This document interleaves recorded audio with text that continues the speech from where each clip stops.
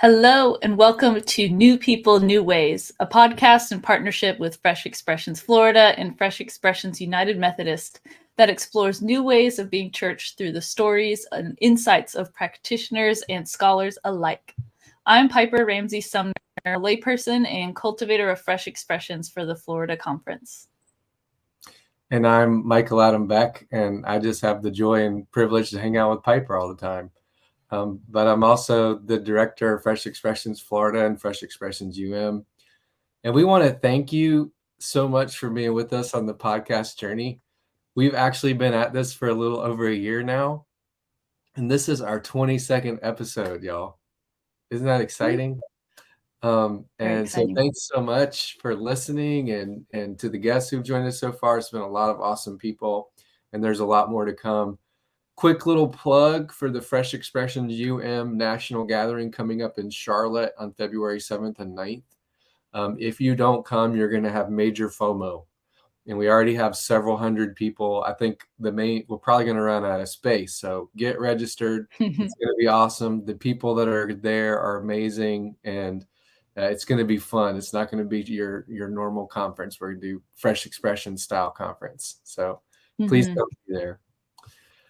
And today we're joined, what a better way to start the new year and kick off our 22nd episode than to be with Chris and Jaidy Smith.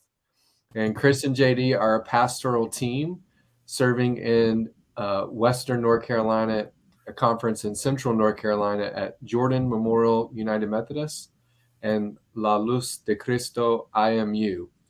And Jaidy was born and raised in Puerto Rico, while Chris is a native to North Carolina. And they met in Puerto Rico and began a life together nearly 14 years ago. Jaidy, you've been putting up with Chris that long? Dang. And their marriage reflects two cultures coming together in the same way it does in their ministry. Through their Fresh Expressions and in rural and suburban areas in Western North Carolina, Chris and Jaidy seek ways to bridge culture and language barriers and create spaces for authentic, love-based communities. Hi, Michael and Piper and everyone. Thank you so much for the invitation. Yeah. Yes, we're so glad you're here. Thanks for joining us. It is our pleasure. This is just this is just the second day of 2024. So I'm grateful that you're spending your time right after New Year's to hang out with us. Is it a new year now? I didn't notice. Yeah. Yeah, that happened. Life goes fast. Yeah. So our first question that we ask, I guess it'll be a two-parter because we have two guests. We ask who you are. So who is Chris and who is Jaidy? You go first. You want me to go first? Yes, my name is Chris Smith, pastor serving in Western North Carolina. As Michael said, I've been in ministry for 11 years now. And I've just always been called to a way to see the church in a different way. I grew up in the United Methodist Church.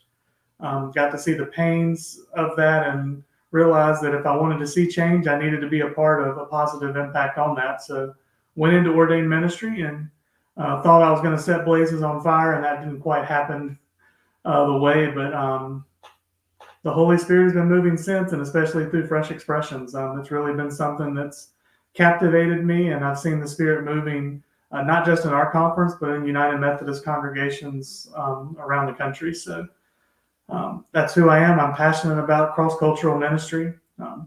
I love to tell people that my skin may be American looking, my heart is Puerto Rican, and my stomach is Mexican. But getting to know people, because I think that's how we get to know God. We see the divine in others, and the more we stay homogeneous within our own races and cultures, we miss seeing the full image of the kingdom. And so trying to invite people on board to that is what I'm passionate about doing.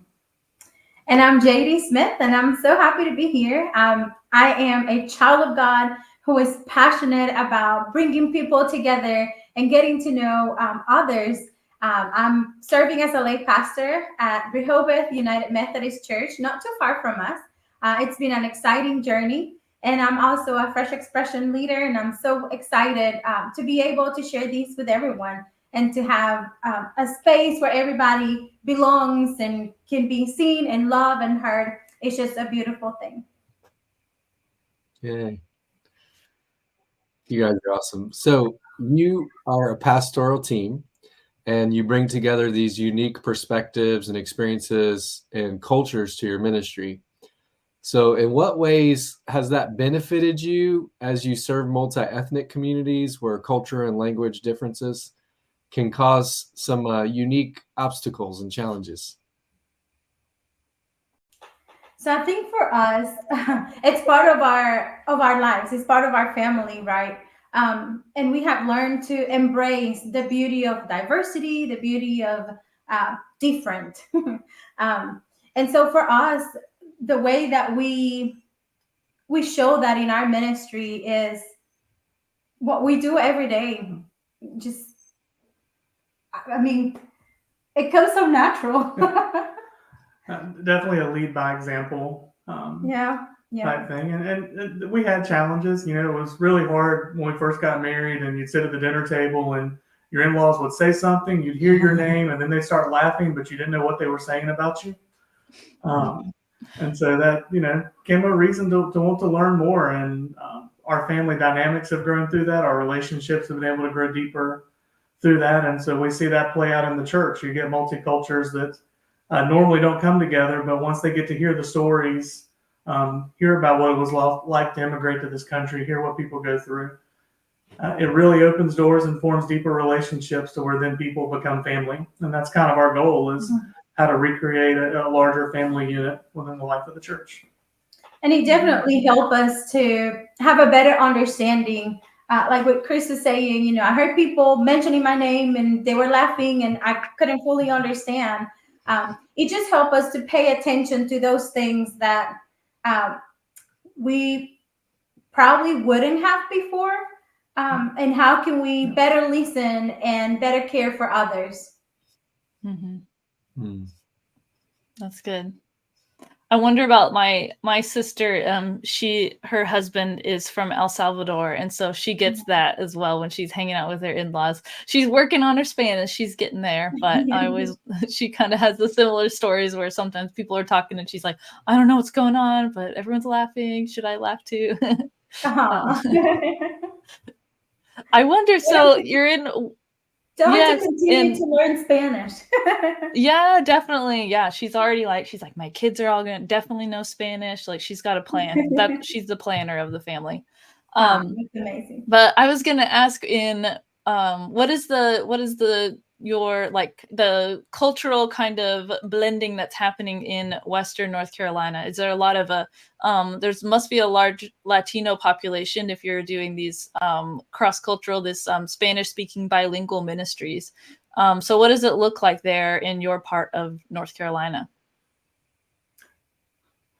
So definitely we're in kind of central rural part of North Carolina. So a lot of farmland, several factories, and so there's a high population of workers that are Hispanic Latino. And so even our community, even though the Ramseur community is small, it's got a 35% makeup of Hispanic Latino. We have the little Michoacana grocery store that's right at the end of our road, and you don't have to drive far to see signs that said atiendo, se vende, all these things that show you that the culture is definitely influenced here. And so we see that here. And then, of course, if it's in a rural place, it's in the bigger cities. So Charlotte, that'll be hosting the FX event, and Greensboro, two of our bigger cities, there's high populations there. And we've just tried to find ways to bridge the two. We have a very good working Hispanic Latino community within our conference, connection of pastors that work together. And what we find is most times there needs to be some kind of an anchor church involved in the process.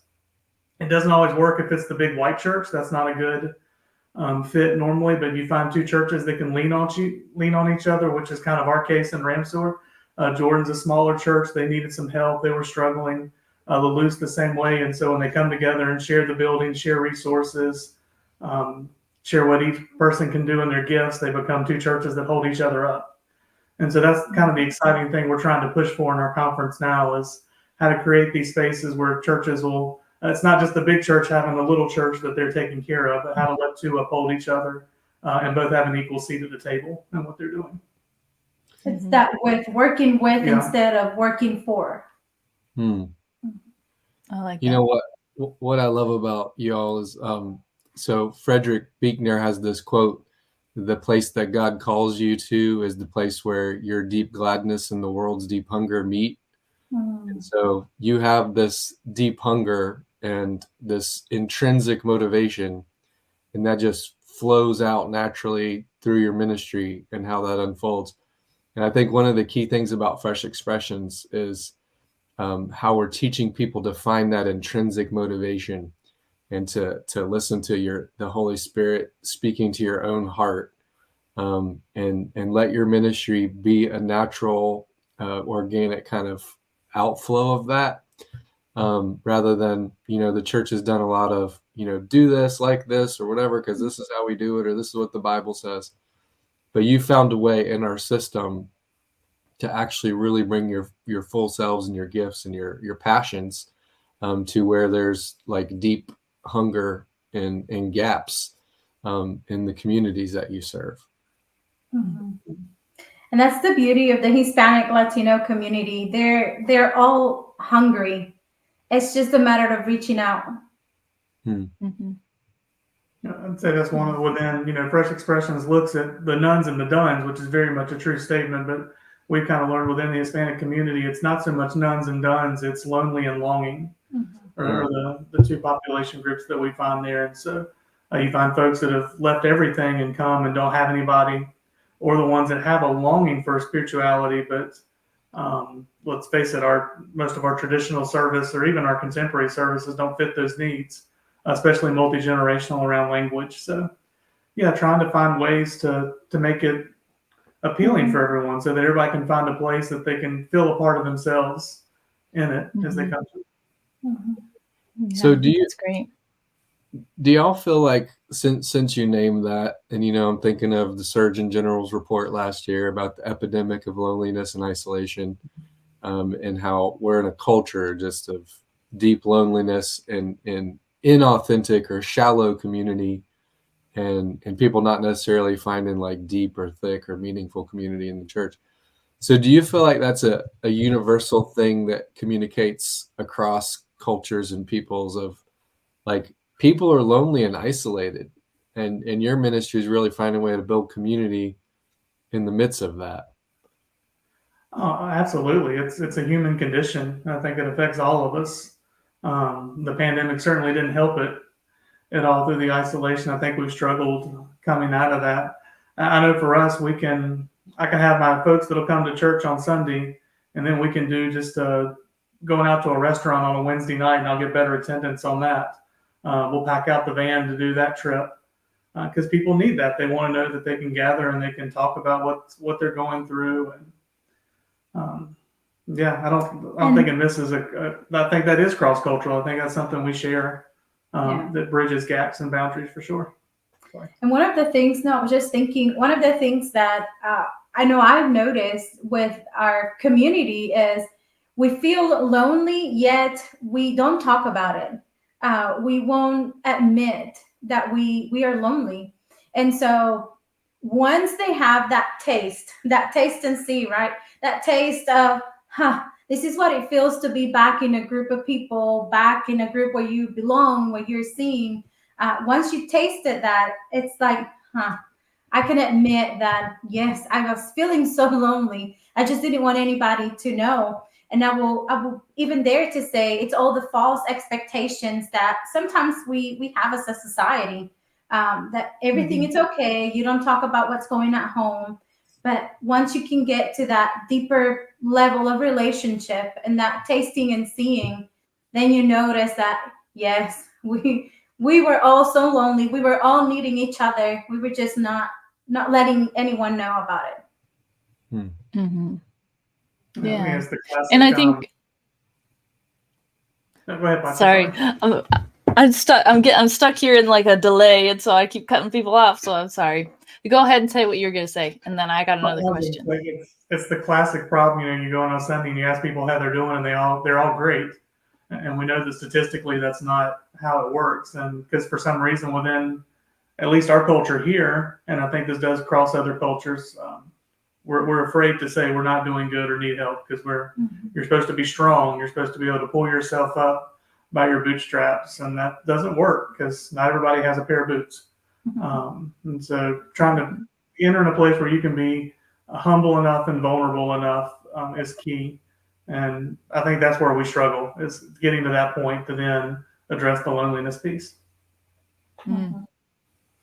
Yeah, and I think creating that openness so that vulnerability and relationship can really grow, and that's like a very great kind of like sweet spot where people's spiritual needs get met. I think that vulnerability is a vital aspect of that. People want to just be, oh, we have to be happy all the time because aren't we so like glad in Jesus?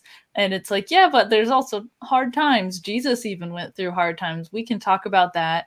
Jesus was lonely. We can talk about our loneliness in a space where are surrounded by people that care for us. And so that's why I wanted to ask you about how you found Fresh Expressions, because Fresh Expressions are an avenue where more and more people find themselves drawn to being the place where they can have that kind of spiritual community. So how did you find out about the Fresh Expressions movement, and tell us about what drew you towards it and why you are both committed to exploring these new ways of being church together? It all started in our previous church. We met this gentleman, Hispanic gentleman, and he was very desperate to find a place to start a soccer team for the Hispanic population, because that community was almost all Hispanic. And so we met him and created a partnership. And our hope was that we could do a soccer church or some kind of, we didn't know back then, right, the term Fresh Expressions, but we were wanting to create this space where people felt safe and comfortable to come and create community. And after that, we met Luke Edwards from our conference, the Western North Carolina conference, and he talked to us about what Fresh Expressions was, and we were just so excited. And then we were invited to be a part of the Adventures Leadership Academy, and that was just like mind-blowing. Yeah, I think that was, getting to go and see the other different churches that we got to go to, all the wonderful stuff in Florida, that kicked off for us. And then, of course, wasn't just going to go to the churches, but meeting colleagues. And, I've got friends now in Florida and North Georgia and Ohio that, I can still see what they're doing on Facebook. And then that's encouraging for us. We get to see these things that are happening. And it's one of those things, once the bug bites you, I don't think you can let it go. It's who we are. I mean, this is, as Methodists, this is what Susanna did with John and Charles when they were little. She ran a Fresh Expression out of her dining room. It's what John did as he preached in the fields. I mean, it's getting back to who we are, and why I wanted to be a United Methodist pastor. And so to me, this is just really returning to our roots. It's nothing new. It's reclaiming who we are. And it was so exciting to us because it was like just reminding us, you're not crazy for wanting to do something that looks completely different from church. It's reaching out people. It's helping others get to know the love of Christ. So, hey, we learned there's a name. There's all these community that can help you and support you in Fresh Expression. So it's been a beautiful journey ever since. And we got, since we're on the podcast, we got to give a nod to Luke. His encouragement, not just through that, but even still today, is huge. So having somebody in your corner to be a cheerleader and champion means the world in Fresh Expression. So we're thankful for Luke Edwards in our conference. Yes. Amen. Totally. If y'all want to know more about Luke Edwards, check out our episode with Luke on New People, New Ways. And thank you all for the plug for Adventures Leadership Academy too, because anybody who wants to jump into that, it's a great experience. Oh yes. I wanted to come back to what y'all shared. I think it's so important about the putting on your Sunday best face and how are you today? Oh, highly blessed and favored of the Lord. My marriage is falling apart. I hate my job and my kids don't talk to me, but and the superficiality of church. But what you talked about, the realness and the depth and the vulnerability of being able to go to a place and say, hey, life kind of sucks right now. You know, I love Jesus, but I have some questions and I'm, you know, got some doubt in my life and all those things. And I was just thinking, and JD, I want to hear next about your fresh expression, but we started this thing called Recovery Church in between our two services. So we have a 9 o'clock fresh worship, 11 o'clock vintage worship. We started this thing mostly aimed at people in recovery.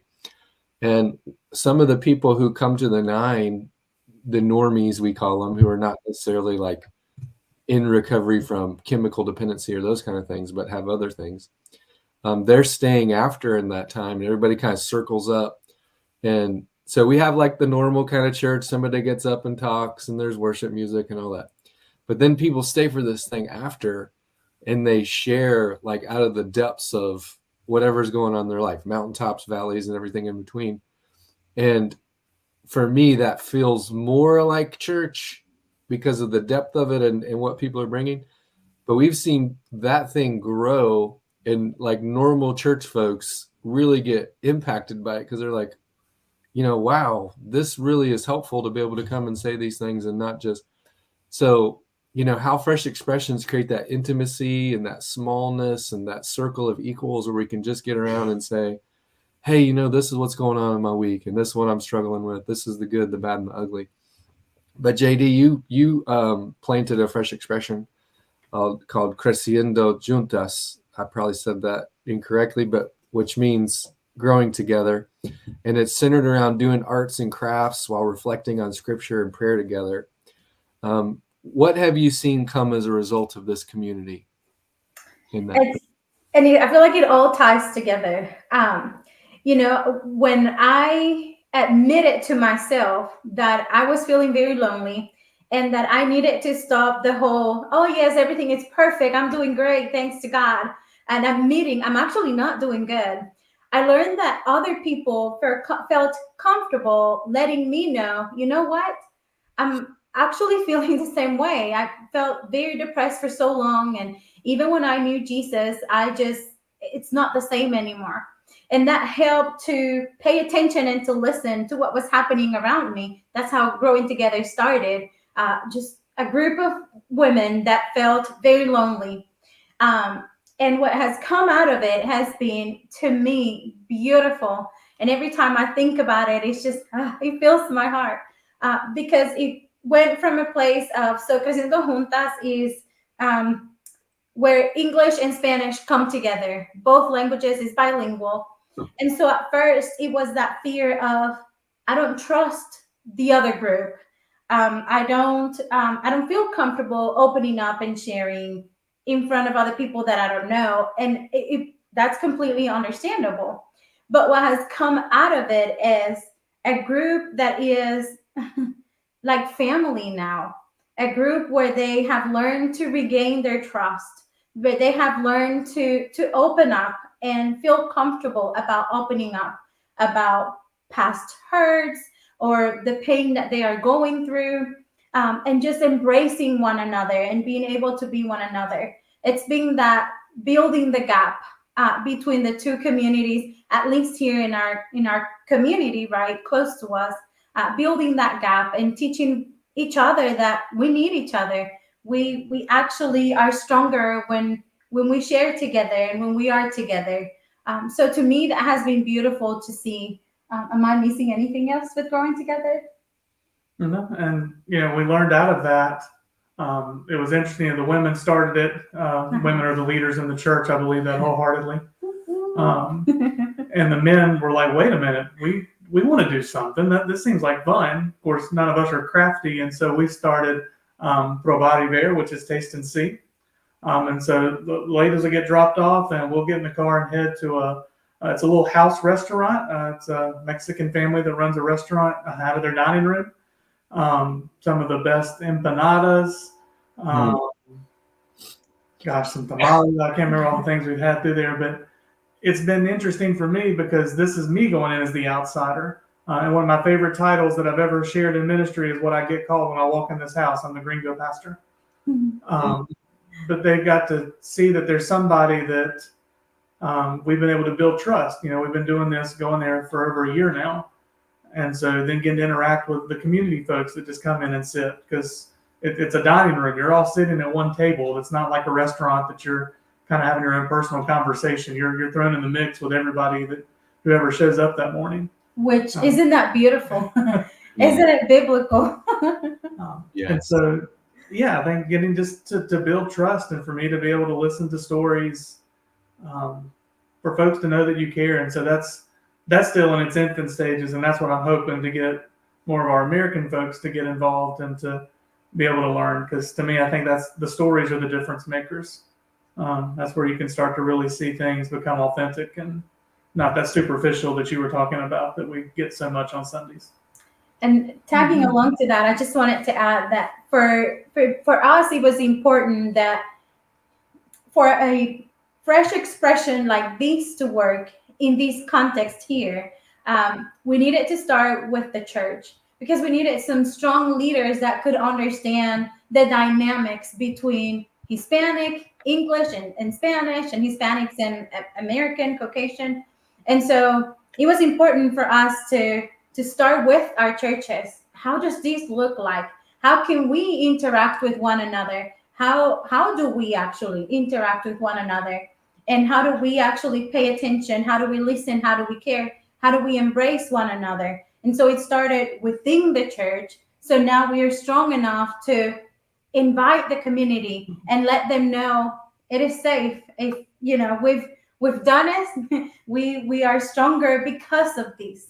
And so it is leading by example, not having people come in and we are not even talking to one another because we don't care about the other language, or we are not trusting one another. I hope all of that is making sense. It is making sense. And I have a follow-up on that. And you two are contributing authors to a new book, and Piper as well, called Fresh Expressions UM, a spirit-led movement of new Christian communities that serve the present age.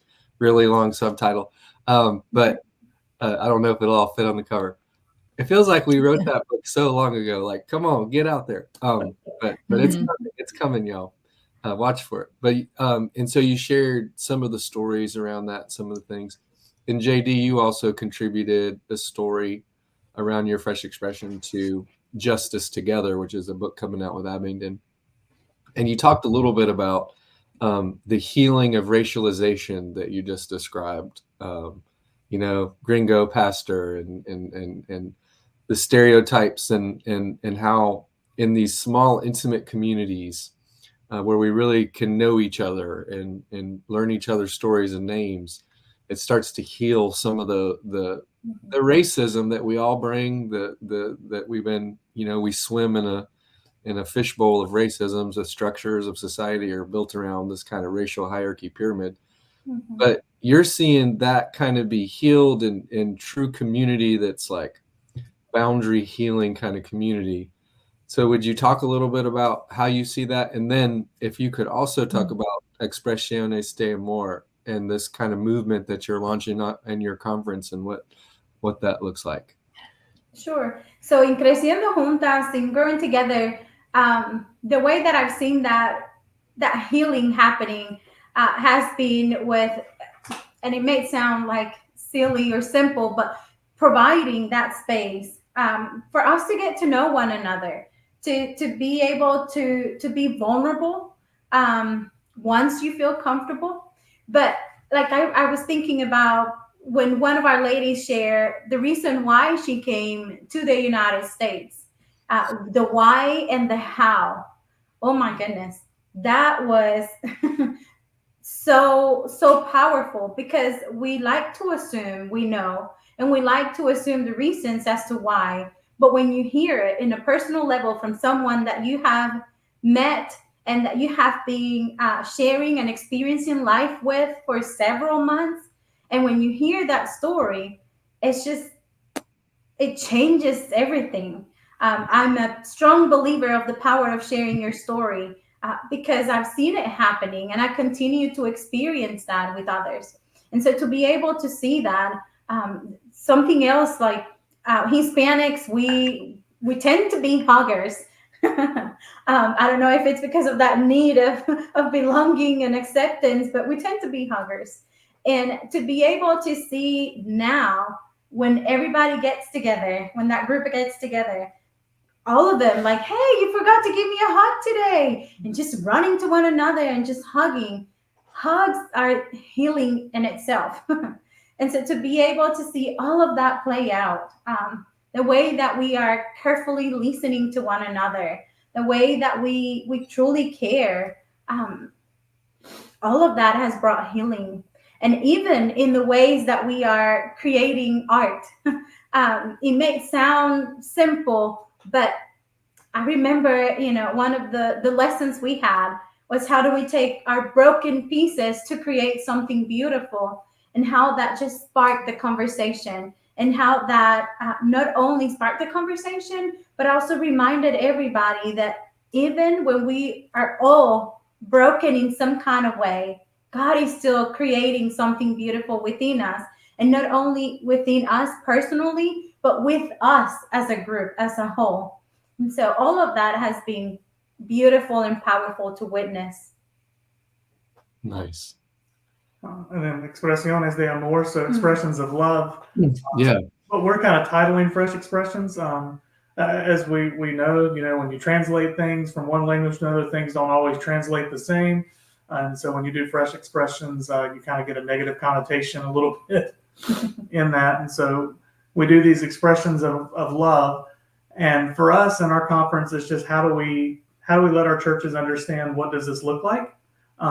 Cultural things don't always translate. So, it'd be really simple to take one of our books that, either Bishop Carter did or Luke did and just translate it. The stories don't always carry over the exact same because they're different cultural contexts. So trying to be able to speak to the context of who we're looking at there. I think a prime example, we have a lot of hymns and hops or brute theology, a lot of those things. But within Hispanic culture, there's a high problem with alcoholism. So it's probably not the best fresh expression example to use within those communities. Nothing wrong with those things by any means, but just, again, knowing it's part of that listening piece, listening to your context there. And then, of course, the importance of language. One of our problems, I think, that we've always had is that we kind of we say, oh, you speak Spanish, so we lump you together. And, there's a big difference between South American culture and Central American, Caribbean. And but yet, for some reason, we just think we're going to create this over here and it's going to thrive and do its thing, and we don't have to do anything to it. But you have multi-generations, you have grandchildren that don't speak as much Spanish, the grandparents that only speak Spanish. And so we're segregating the church, something we've been really good at doing for 2,000 years, it seems like. And so part of Expresiones de Amor is how do we create spaces that, yes, they're going to be messy, they're going to be longer, it's going to be confusing because you're hearing two things, but At first. But it's also something beautiful and allows everybody to be able to be heard and to understand what's going on within the context. So. And something I forgot to add with growing together, and even with our bilingual service, it's how beautiful it's been to hear people say, you know what, I'm actually learning some Spanish, or I'm actually learning English now. And to hear them try to speak in each other's language, it is so beautiful. I can say this for myself as a Hispanic. I love when people try to at least say something in my own language, because it means that it shows me that you care, that you are willing to try even when it's difficult, that you're willing to try even when it may seem uncomfortable. And that means the whole world, because it's been uncomfortable for us as well, but we have to push ourselves to do it. Yeah. Chris and JD, it might be a little bit helpful.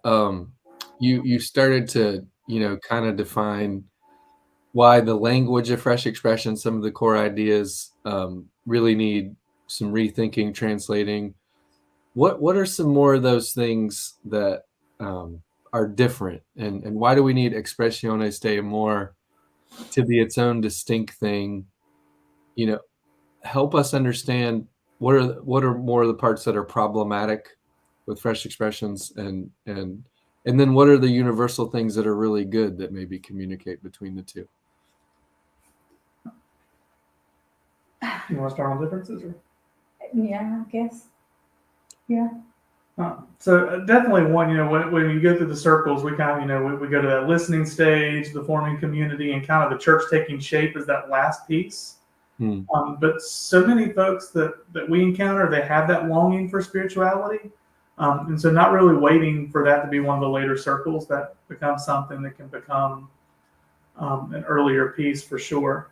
And it's interesting because they let you know, like even when I meet Hispanic families in our community, for some reason after we establish a conversation, they'll let you know, do you happen to know of a church that I could understand, that I could go to, or could you please pray for me? So spirituality is very important for Hispanic and in the Hispanic community, and it's a part that, like Chris was saying, you don't have to wait the whole journey. It's something that may come a lot sooner than you're expecting it. Yeah, so I think I've heard y'all say before, like the reverence for the existing church too may be a little bit more stronger as well. Like I hear in predominantly among Euro tribal peoples, the language of church hurt and church harm, and kind of but it sounds like the community itself and a reverence for traditional church. For example, I was told probably don't use the tattoo parlor church example in this gathering, right? Because there's some translation issues there. But a food fresh expression, meal-based fresh expressions, where we're getting together around tables, that kind of translates across lots of different cultures. So family unity,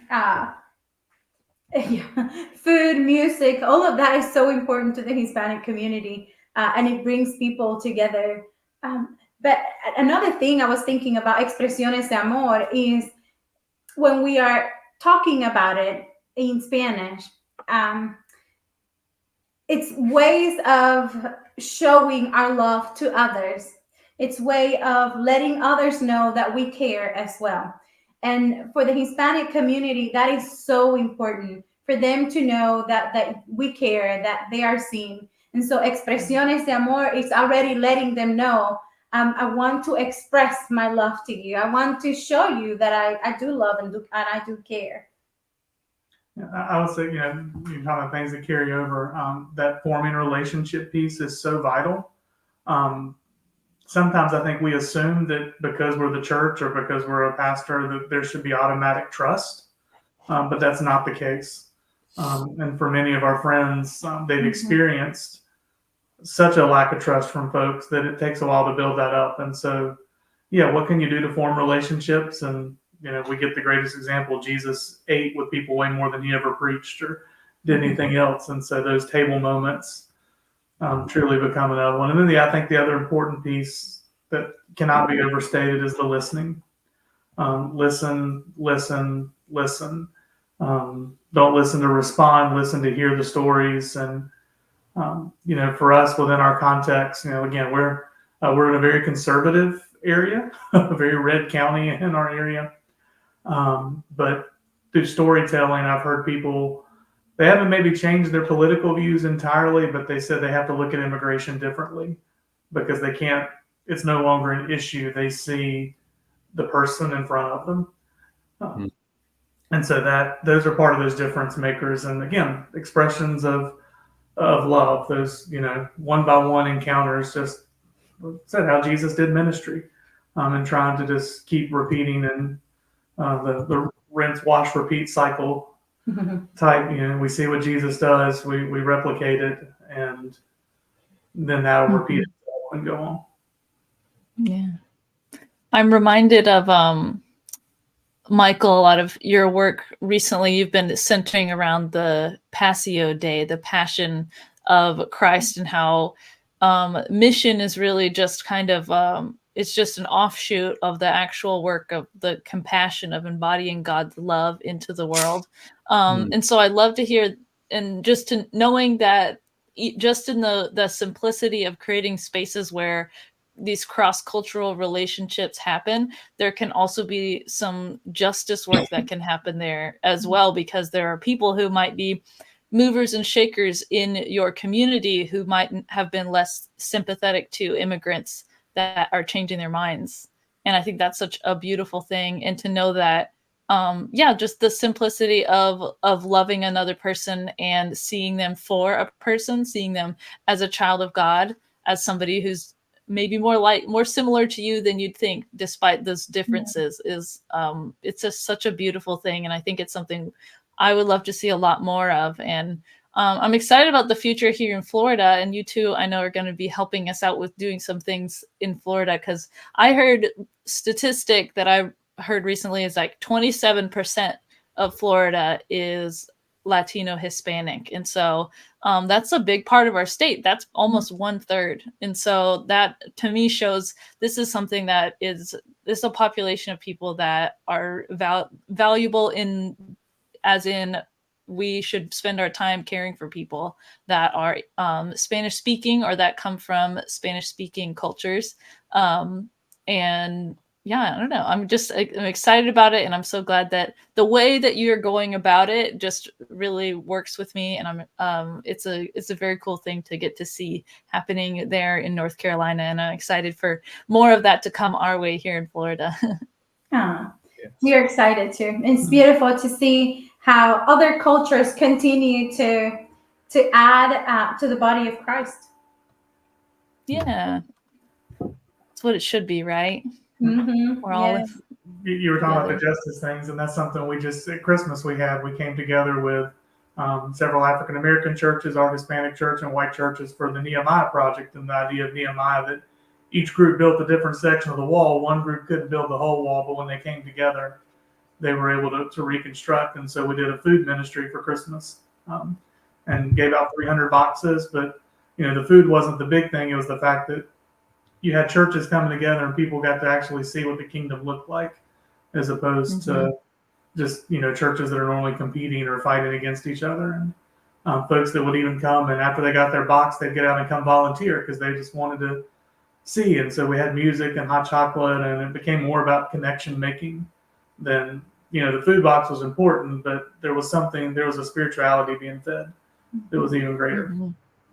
Yeah, that's great.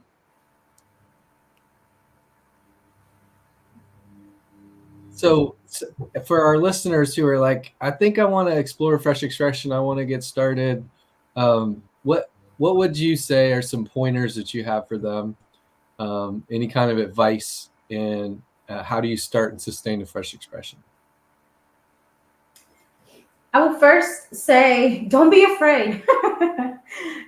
Don't be afraid to try something new. Don't be afraid of maybe the few no's you may hear at first. Just get out there, and something important, at least for me, it was knowing that it is okay if things don't go as you hope for, because we still learn and we still can, what's the word I was looking for? You can still not reinvent, but adapt. You can still adapt from your past experiences. Yes. Don't do it alone. Yes. There's no solo heroes in ministry. Find who's going to be there with you. If you try to burden it all on yourself, it'll overwhelm you for sure. And don't get caught up in, it's not about numbers. That's the beautiful part about Fresh Expressions. So much of our church planting is geared around, you're going to be at such and such by this point and such, going down the line. But with Fresh Expressions, I mean, you're sitting back and let the Holy Spirit do the work. And as long as you're creating authentic spaces, the people are welcomed and loved. The Spirit is going to be at work. There's no way to avoid that. And so I think sometimes we try to force the Spirit instead of following the Spirit. And so may that be my second point, is know where you are in the chain of command there, and get in behind where the Spirit is leading you, and trust that it might be messy, it might be different or challenging. And then again, I think I've said it, but I can't say it enough, just the listening piece. Don't assume you have the answers. Go into a situation, be a learner, be willing to learn from those that are there, because there's the street smarts, I think, speak a whole lot more than any MDiv ever can. So I'll be willing to listen to what's going on there. And just to resume some of what Chris said, don't lead the Spirit, be led by the Spirit. Come on. That's a tweet right there. That's good. So one of the questions that we like to ask as we're getting closer to the end is, what does the future of the church look like to you, and what is your hope? For me, the future of the church looks like, and what I'm hoping also, it's a church that it's where everybody, no matter race, culture, language, background, everybody, it's there together, that we can all get to experience God together. That's the kingdom here on earth. It's the Revelation 21.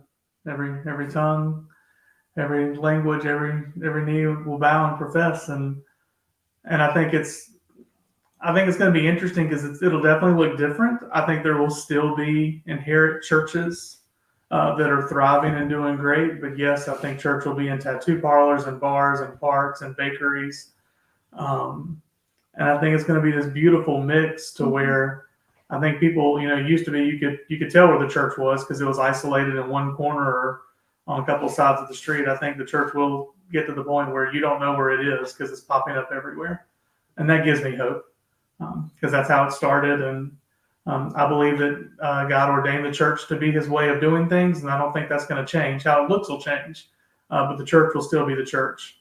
We just got to hold on and keep up to where God's moving it to. And I would even dare say you would know where the church is because you can see it everywhere out there, not inside the building. You can see it in unexpected places. Love that. This is great. Michael, do you have any other closing questions? No, just where can listeners connect with you guys? Where can they find you online? How can they follow what you're doing? I'm a big Instagram person, although I've taken a break from social media. But Instagram, JD at JDPR. Facebook, just my name, JD Alicea Smith. And then I'll just add, Instagram. My Instagram game is so weak. It's so weak. My kids tell me, Dad, you're just old. Just stay on Facebook. Don't try to Sorry, Chris, go ahead. And I'll just the La Luz de Cristo is the church's Facebook page. And just if you just want to see an example of what bilingual worship can look like and how that can be, we'll just invite you.